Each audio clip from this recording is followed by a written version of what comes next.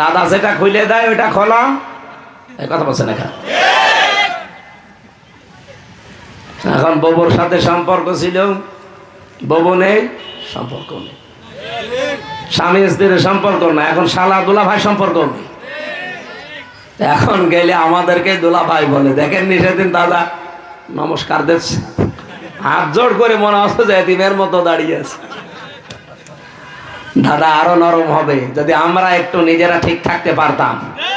আগস্টের 5 তারিখের পরে বহু মুনাফিক টাকা পয়সা খেয়ে এই জালেমদেরকে নিরাপদে পার করে দিয়েছে, আর অনেকেই বিভিন্ন কায়দা করছে।